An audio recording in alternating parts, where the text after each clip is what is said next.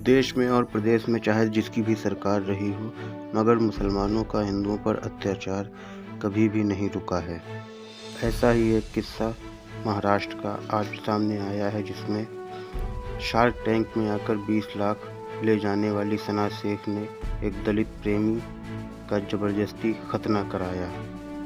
महाराष्ट्र के छत्रपति संभाजी नगर में shark tank में आने वाली मुस्लिम युवती सना शेख ने हिंदू युवक दीपक को जबरन इस्लाम स्वीकार करवाया, उसका खतना करा दिया। बता दें कि हाल ही में सना फरहीन शाहमीर शेख को शार्क टैंक में 20 लाख रुपए की फंडिंग मिली है। सना एक उद्यमी बनकर इस शो में आई थी। बता दें कि उसके ब्रांड का नाम फॉरेस्ट मास्टेड है और उसके परिजनों को दीपक से जुड़े मामले में कुछ समय पहले ही बॉम्बे हाई कोर्ट से अग्रिम जमानत मिली थी। यहाँ शो में उसने पहले 20 लाख रुपए के बदले 10% स्टेक देने का ऑफर दिया था और फिर बाद में सभी जजों के सामने 20 लाख रुपए के बदले 20% इक्विटी का ऑफर दिया था और 20% इक्विटी का ऑफर अब भी रखा है उसने। यह डील इस बार के शार्क टैंक की 100वीं डील थी। 18 नवंबर 2022 को दीपक सोनवड़े की शिकायत के बाद उसे पकड़ा गया था। उस पर आरोप था कि उसने प्यार के नाम पर दलित लड़के को प्रताड़ित किया है। दोनों की दोस्ती संभाजी नगर में स्थित मराठावाड़ा प्रौद्योगिक संस्थान में पढ़ाई के दौरान हुई थी।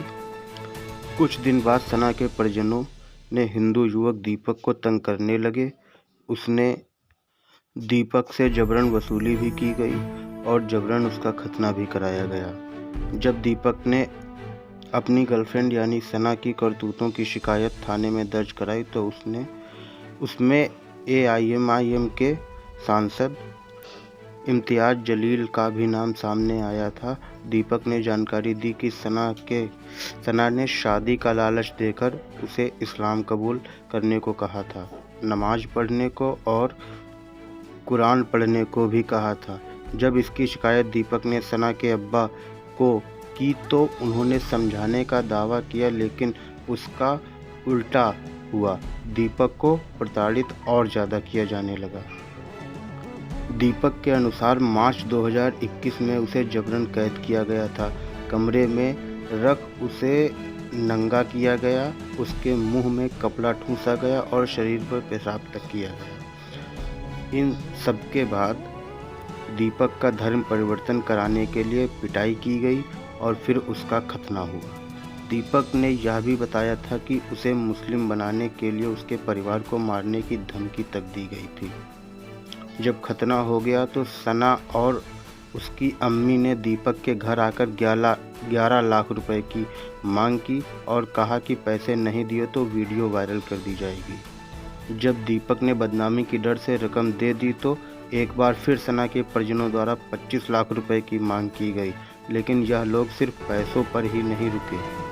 आरोपियों ने दीपक के खिलाफ रेप केस भी दर्ज करवाया।